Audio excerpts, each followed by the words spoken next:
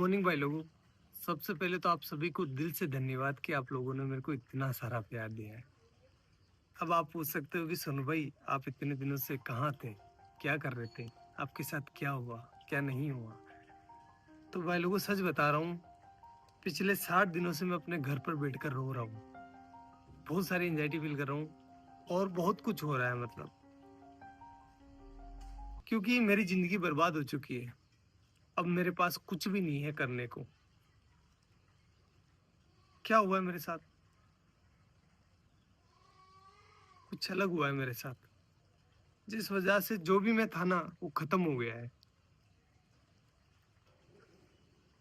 कैसे हुई है मेरी जिंदगी बर्बाद, ये जानना है आपको अगर, या फिर मेरे को मैं बताऊं कि मेरे को मैं बता सकता हूँ आपको कि मेरी जिंदगी कैसे बर्बाद हुई है, तो उसके लिए मेरी जिंदगी जाननी पड़ेगी कि सोनू ने स्ट्रगल करके क्या अपने जीवन में हासिल किया था और उसके पास अब वो नहीं है।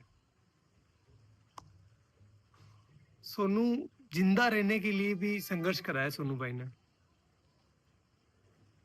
जिंदा रहने के लिए। तो मैं बताता हूँ आपको कि मेरी जिंदगी कैसी थी, तब आपको भी समझ में आएगा कि मैंने क्या खोया है और मैं ऐसा क्यों सोच रहा हूँ कि मेरी जिंदगी बर्बाद हो गई है। और इस सब की शुरुआत होती है मेरे नाना जी के घर से। वहीं से शुरू करते हैं।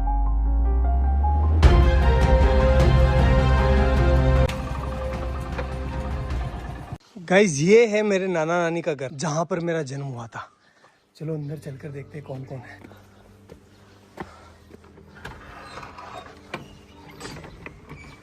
गाइस मामी है, मामी से बात करते हैं। दोग जी मामी कैसे हो? बढ़िया, ठीक। क्या कर रहे हो?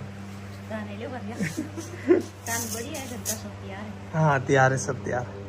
तो कुछ ऐसा दिखता है नाना नानी का घर। मेरा जन्म हुआ था यहाँ पर।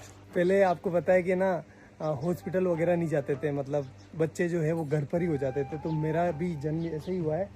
मामी हम यहाँ कौन से कमरे में रहते थे पहले, जब मैं छोटा था ना, बच्चा था तब? इस वाले में। ये है वो रूम जहां पर हम बचपन में रहा करते थे, ये वाला। देखो आप, ये देखो इधर इधर इधर इधर। इस वाले रूम में जो है भेड़ और बकरियों के बच्चे रहा करते थे, क्योंकि बाहर कुत्ते मार देते थे ना, इसलिए। और इस वाले पोर्शन में जो है मेरी बूढ़ी नानी, जो अब इस दुनिया में नहीं है, और मेरी मम्मी दोनों रहा करती थी। और यहीं पर हम जो है पले बड़े हुए हैं। एक्चुअली में हुआ क्या था गाइस कि यार वो एल्कोहलिक थे, थोड़ा सा उनकी हैबिट थी कि उनको नशा लग गया था। तो फिर वो हमारी टेक केयर नहीं कर पा रहे थे अच्छे से। तो नाना नानी ने ये रिस्पॉन्सिबिलिटी ली कि हम जो है इन बच्चों को पालेंगे, अदरवाइज इनका क्या होगा। तो उन्होंने हमें यहाँ लेकर आए और यहीं पर जो है मम्मी अपना काम करती थी, साथ ही साथ हमारा पालन पोषण यहीं हो रहा था।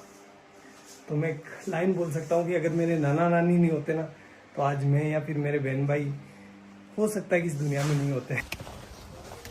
गाइस देखो नाना जी का गांव कितना प्यारा है। खैर फिर वो टाइम आया जब हमें ये घर छोड़ना पड़ा, क्योंकि यार गाइस देखो नाना नानी कब तक पालेंगे, उनकी खुद की भी कोई जिम्मेदारी है, इसलिए फिर हमें यहाँ से जाना पड़ा। चलो अपन भी चलते हैं, लेकिन उससे आशीर्वाद ले लेते हैं। चलो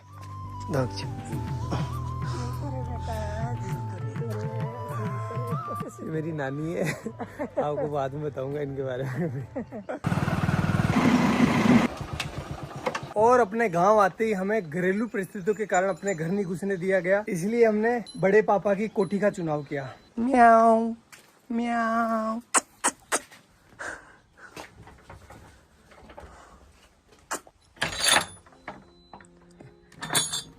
तो भाई लोगों ये है हमारी कोठी, जहां पर हम 2 साल रुके थे। तो अगर मैं अपने 2 हाथ फैलाऊं ना, इतना ही डिस्टेंस है, ज्यादा नहीं है। इतनी ही इसकी लंबाई है और इतनी ही इसकी चौड़ाई है, ये देखो। और हाइट आप देख सकते हो, बस इतना ही है। मेरी हाइट थोड़ी कम है, इस वजह से यहाँ पर जगह भी कम रह गई थी। केवल यहाँ पर एक छोटा सा मचान बिछाने के लिए जगह थी। और ऊपर से जो है बरसात का पानी टिपकता नहीं था, बरसात का पानी गिरता था, क्योंकि ये छत है ना थोड़ी नीचे है। और यहाँ पर आप देख सकते हो नीचे जो इसका फर्श है ना, फर्श वो बना हुआ था गोबर और मिट्टी का। इस वजह से यहाँ पर कभी कभी सांप आ जाया करते थे, अपने घर बना लिया करते थे। और भाई लोगों इस घर में हमें जिंदा रखने की जिम्मेदारी आ गई हमारे मम्मी के कंधों पर। और इस वजह से पहले भी काम किया उन्होंने, लेकिन उन्होंने 10 रुपए मजदूरी में काम चालू कर दिया। 10 रुपए में से 5 रुपए के वो हमारे लिए चावल लेकर आती थी। मैं लेकर आया हूँ आपको बताने के लिए कि उस टाइम कितने चावल आते थे। इतने चावल आते थे 5 रुपए के। तो इन चावलों से वो हमारा पेट भरती थी, तीनों बहन भाइयों का सॉरी, और खुद भूखी सो जाती थी कि मेरे बच्चों का पेट भर जाए, बस बहुत है, मैं तो निकाल लूंगी रात। और हम ना समझते उस टाइम, तो हम नहीं समझ पा रहे थे कि हमारी माँ जो है वो भूखी सो रही है। हम तो बस अपना पेट भरने का ध्यान दे रहे थे। लेकिन मेरी मम्मी जो है उस टाइम बिना कुछ खाए भूखी सो रही थी। एक जो कटोरी होती है आटे की, उसको संभाल के रख रही थी कि जब बुरा टाइम आएगा तो मैं अपने बच्चों को खिलाऊंगी। खुद कुछ नहीं खा रही थी, एक टाइम खाना खाती थी पूरे दिन में वो, और कंटिन्यूस काम कर रही थी वो।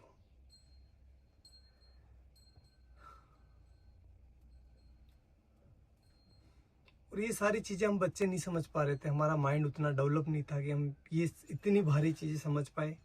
हम तो अपना पेट भरते, खेलते और अच्छे थे। मम्मी को ही पता है कि वो हमें कैसे जिंदा रख रही है। मदर इंडिया, यही तो मदर इंडिया है। सारे दुख खुद रख लेती है और अपने बच्चों तक किसी भी प्रकार की प्रॉब्लम्स नहीं पहुंचने देती है। बापड़ी कोई का लोन भी मांग बनेगी दान की जाती कड़ू कई माती गणा दौरा तेरा पड़िया। हाँ तेरा गणा दौरा पड़िया रे भाई थारी मात तो सब्जी बेचती, लेडीज रहती, भाई दौड़ाती, तेन खुआती, बा भूखी रहती, भाई मार ससुरी भूखा। तना दूध पाइयो, तेन रोटी खुआई, गनी दोरी कमा मारा, तो मात का दान की जाती। हाँ ते भरा का केवन के ते बली दूध ने भरे क्यों, मैं ते दिए किस कोई केवा गणा दौरा पहले तो बा। और भाई लोगों, इस वाली छत की ना एक स्पेशल कहानी है, बताता हूँ मैं आपको। छत पर मैं, मेरा भाई और मेरी बहन बैठे थे शाम को, और हम राह देख रहे थे कि हमारे लिए कोई खाना लेकर आएगा, क्योंकि हमारी मम्मी जो थी वो गांव चली गई थी किसी कारणवश, तो हमारे लिए खाना नहीं बना था उस टाइम। कोई भी खाना लेकर नहीं आया और हम तीनों बहन भाई भूखे ही सोए। यही जगह थी वो, सेम टू सेम। एक बात बताऊँ आपको, जब आप भूखे होते हैं ना तो आपको अच्छे से नींद नहीं आती। देख लेना एक बार। चलो मैं आपको अपनी बहन से मिलवाता हूँ। अगर भाई नहीं होता अपना तो अपन आज क्या होते हैं, कहाँ पर होते हैं? कुछ भी नहीं होते हैं, कुछ भी वजूद नहीं होता हमारा। जिंदा होते? नहीं है? नहीं। भाई ने क्या किया अपने लिए? बहुत मेहनत की, बहुत हमें शिक्षित किया। बड़े भाई ने हमें सब कुछ सिखाया, सब कुछ दिया। गाइस बात है 2008 की, जब मेरा बड़ा वाला भाई इस पीछे वाले स्कूल में पढ़ाई करता था। उस टाइम हुआ क्या था, कुछ शरारती बच्चों ने स्कूल की घंटी जो बेल होती है उसको छुपा लिया था, और उसका सारा इल्जाम मेरे भाई पर लग गया। भाई को स्कूल से सस्पेंड कर दिया गया। देन हमने जैसे तैसे कर करा के भाई का एडमिशन जो है वो बाहर की स्कूल में करवा दिया, जहाँ पर वो कुछ किराया देकर स्कूल चला जाता था।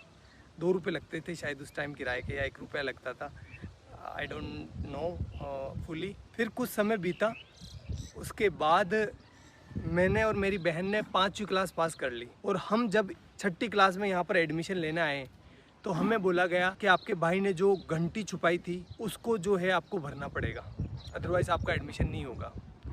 तो उस टाइम 350 रुपये, 360 रुपये जो है उस घंटी के देने थे। 1 महीने से ज़्यादा टाइम लग गया 360 रुपये का जुगाड़ करते करते, इसलिए उस साल हमारा एडमिशन नहीं हो पाया, और यहाँ पर जो है एडमिशन बंद हो गए। अब घर वाले हमें किराया देकर किसी दूसरी स्कूल नहीं भेज सकते थे, क्योंकि वो अफोर्ड नहीं कर पाते उस टाइम, और हम छोटे बच्चे थे तो किसी दूसरे गांव भी स्कूल नहीं जा पाते, क्योंकि दूर था ना। हमारा गांव काफ़ी बड़ा है, तो हम दूसरी जगह अगर जाएंगे ना तो हमें कम से कम 3-4 किलोमीटर जो है पैदल चलना पड़ेगा। तो छोटे बच्चे थे तो नहीं हो पाया वो सारी चीज़, और हमारा 1 साल पूरा बर्बाद हो गया। फिर मेरे बड़े वाले भाई ने एक भारी डिसीजन ले लिया, और उसने अपनी सारी पढ़ाई छोड़कर, अपनी सारी ज़िंदगी दांव पर लगाकर मेरी और मेरे बहन के लिए काम चालू कर दिया। उसने फर्स्ट काम चालू करा मंडी में।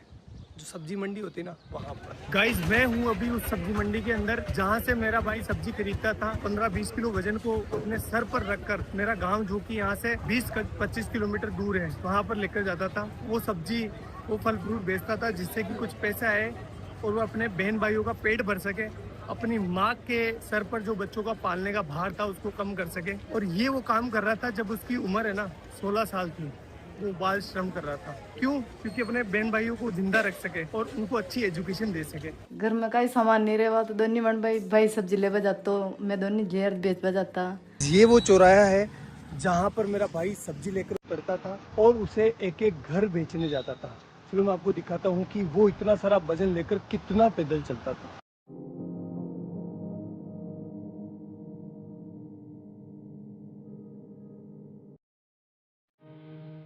उस 20 किलो वजन को अपने सर पर रखकर इन घरों में घूम घूम कर सब्जियां बेचता था। इस काम में कुछ लोग पैसे नहीं देते थे, मतलब सब्जियां उधार ले लेते थे और फिर बोलते थे कल ले लेना, परसों ले लेना। भाई लोगों एक बार की बात है, सामने जो पाबूजी महाराज का मंदिर दिखाई दे रहा है ना, उनके बारे में ऐसा बताया गया, जो लड़के बैठे होते हैं ना चौराहे पर, बदमाश नहीं बदमोश उन्होंने ऐसा बोला कि मेला है पाबूजी महाराज का, तो इस दिन इस डेट को पाबूजी महाराज का मेला है, तो तुम अपनी सब्जियां और फल फ्रूट लेकर आ जाना यहाँ पर। तो हमने सोचा अच्छा है कि हमारा जो है फल फ्रूट बिक जाएगा और हमारा कुछ बेनिफिट हो जाएगा। हम आए तीनों बहन भाई, तो यहाँ पर आकर देखा तो कोई मेला नहीं था और उन्होंने थोड़े से हमसे फल फ्रूट ले लिए और हमको डरा धमका के भगा दिया।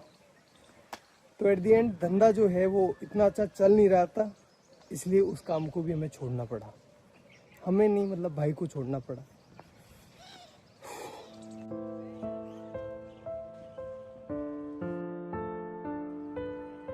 और गाइस फिर मेरे भाई ने खिलौनों की दुकान पर काम चालू कर दिया, जहां पर उनकी सैलरी थी 50 रुपए पर डे, यानी 1500 रुपए पर मंथ।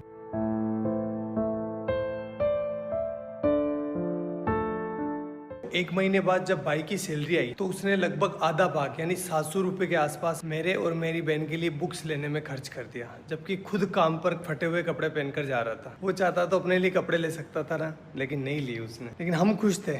क्यों खुश थे? क्योंकि पहली बार रजिस्टर आया था, पहली बार हेल्प बुक आई थी, अब हमारे भी अच्छे दोस्त बनेंगे। यार बुक्स अच्छी आती है तो दोस्त आते ही है ना, भाई तेरी हेल्प बुक दे दे, तो हमारा कॉन्फिडेंस है ना सीधा आसमान चला गया।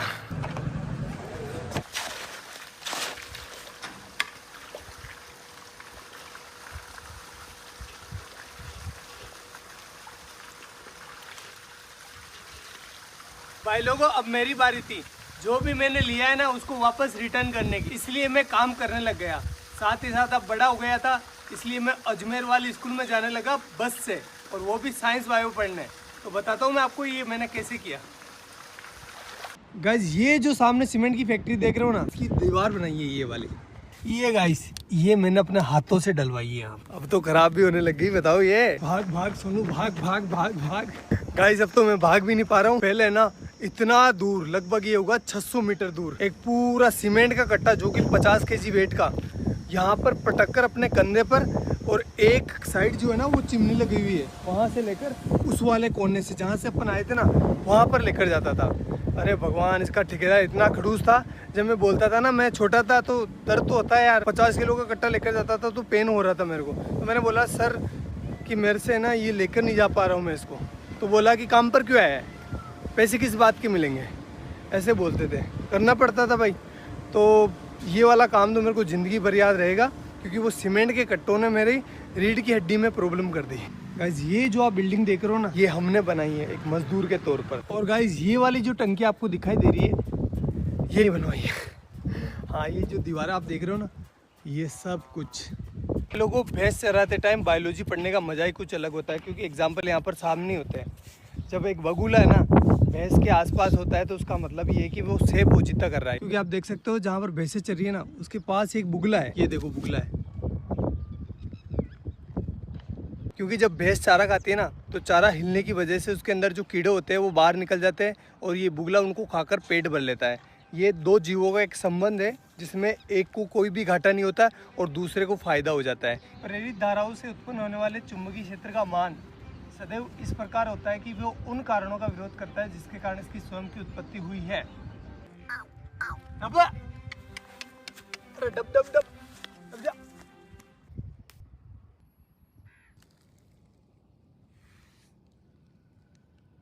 अब भाई लोगों, अब रिजल्ट का टाइम, लेकिन वो मैं यहाँ नहीं बताऊंगा, मैं बताऊंगा उस वाले पहाड़ के ऊपर। तो चलो चलते हैं। अरे काटे काटे है तो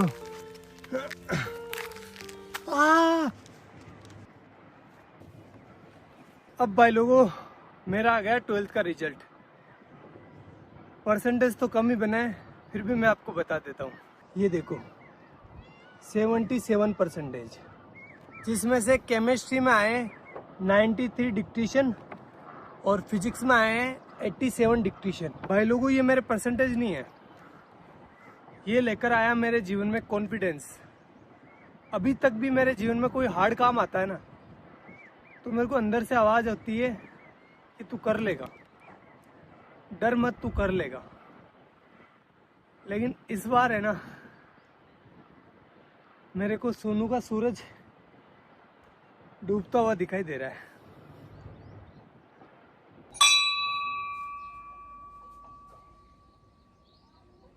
भाई लोगों, अब मैं टीचर बन चुका था, चलो क्लास लेकर आते हैं। हाइजेनबर्ग का अनसर्टेनिटी प्रिंसिपल, जिसके बारे में अपन बात करने वाले हैं, ठीक है। चलो बताओ कहाँ पर जाकर गिरेगा।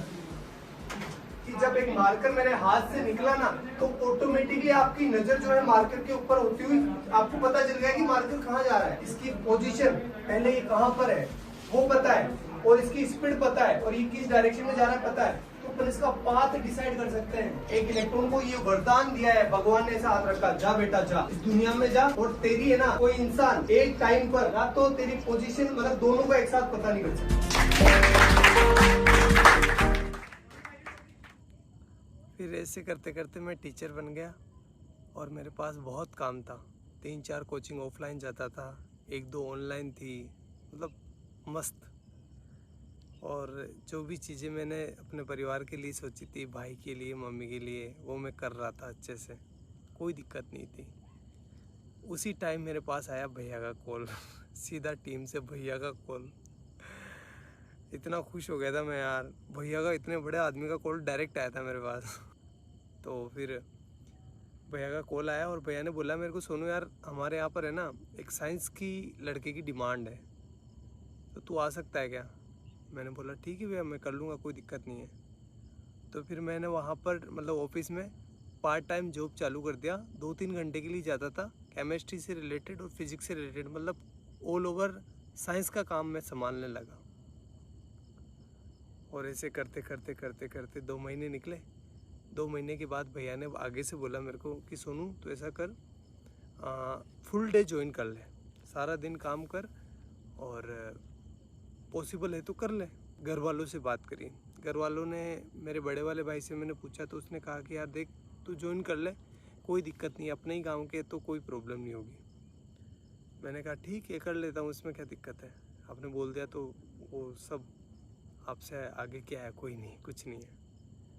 ऐसा करके मैंने टीम को ज्वाइन कर लिया, और फिर मेरा अच्छा शानदार टाइम आया।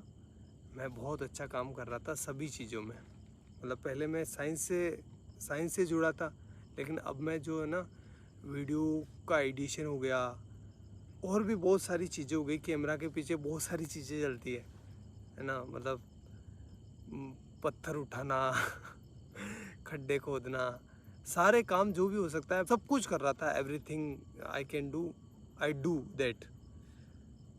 बेस्ट चल रहा था, कोई प्रॉब्लम नहीं थी, अच्छी चीज़ें हो रही थी, शानदार, हर एक चीज़ में शानदार एफर्ट लगा रहा था।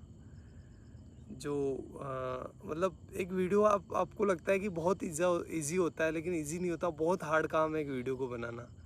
जैसे एग्जांपल के तौर पर मैं बोलूँ तो जो बनाना है ना, बनाना से पोटेशियम निकाला था, आपको याद होगा, वो 20-23 मिनट की वीडियो थी, अच्छी भी चली थी वो वीडियो। उस वीडियो को मैं संभाल रहा था पीछे, उसका सारा केमिस्ट्री मैं संभाल रहा था। उस वीडियो को गाइस शूट करते करते 2 से 3 महीने निकल गए, इतना एफर्ट लगाया इस पर, और वो वीडियो चली भी सही, आपका प्यार भी दिखा उसमें। तो ये तो एक एग्जांपल है, बाकी बहुत सारे काम किए, जैसे डायमंड वाला, और भी बहुत सारे साइंस के सारे प्रोजेक्ट थे ना, वो मैं हैंडल करता था बिहाइंड द कैमरा, और चीज़ें अच्छी चल रही थी, मतलब कोई दिक्कत नहीं था, सब कुछ शानदार था। मैं सारे कंपनी के रूल एंड रेगुलेशंस फॉलो कर रहा था, मेरी अटेंडेंस की भी कमी नहीं थी, हर एक चीज़ बेस्ट थी। और मैं भैया की इतनी रेस्पेक्ट करता हूँ, आज भी करता हूँ, कि भैया के सामने कभी ऐसा टाइम था मैं चेयर पर नहीं बैठता था। मतलब मुझे लगता था कि नहीं, मेरी औकात नहीं इनके बराबर बैठने की। और आज तक मैं उनसे हैंडशेक नहीं करता। जब भी वो कुछ अच्छी चीज़ करते ना तो वो हैंडशेक करते थे। मैंने मतलब मेरा ऐसा था कि नहीं यार, भैया से हैंडशेक कैसे कर सकते हैं अपन। मैं उनके पैर छूता था, इतनी इस लेवल पर रेस्पेक्ट कर रहा था मैं। सब कुछ चीज़ें शानदार चल रही थी, कोई भी प्रॉब्लम नहीं थी किसी भी प्रकार से। अभी 2-3 महीने पहले ही मेरे साथ कुछ ऐसा हुआ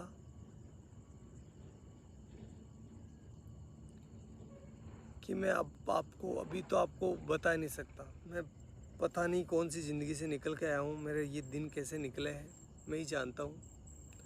वो तो आप लोगों का प्यार है और घर वालों का प्यार है, लेकिन मैं एक बहुत हार्ड टाइम से निकला हूँ। तो मैं कुछ बोलकर क्योंकि मेरी मेंटल हेल्थ और मेरी इमोशनल हेल्थ दोनों ही ठीक नहीं अभी। मैं और इसको ख़राब नहीं करना चाहता। और अब जो है मेरी ज़िंदगी ख़राब हो गई है, बर्बाद हो गई है पूरी। ना तो मैं टीचिंग का रहा, ना मैं यूट्यूब का रहा। और सच बता रहा हूँ भाई लोगों, तो कुछ लोगों के मन में कुछ भी आ सकता है,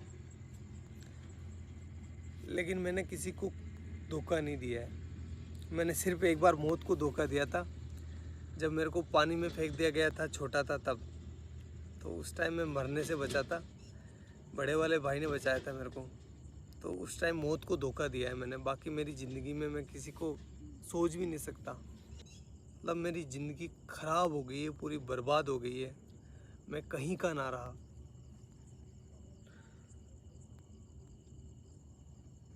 लेकिन घर वालों को वो चीज़ें नहीं दिखा सकता मैं। वो मेरी वजह से परेशान हो रहे थे, और आगे से मैं रहूँगा भी नहीं। ना तो आपके सामने रहूँगा, ना घर वालों के सामने रहूँगा। और साल भर तक मैं ट्राई करूँगा, अगर मेरे से ये हो जाता तो ठीक, अदरवाइज़ मैं जो है वापस अपने एजुकेशन फील्ड में चला जाऊँगा। और साथ ही जो है अपनी एजुकेशन को भी सुधारूँगा। और साथ ही ये करके देखना पड़ेगा, सिचुएशन ऐसी हो गई है कि मेरे को करना पड़ेगा, क्योंकि मैं क्या करूँगा अब। और आगे आने वाले टाइम में बताऊँगा मैं आपको कि मेरे साथ क्या हुआ है, लेकिन अभी मेरे को माफ़ करना, मैं नहीं बता सकता। मैं वापस वो डार्क टाइम नहीं देखना चाहता। आगे जाकर बताऊँगा, मैं पक्का बताऊँगा, लेकिन अभी नहीं। हाथ जोड़कर रिक्वेस्ट है।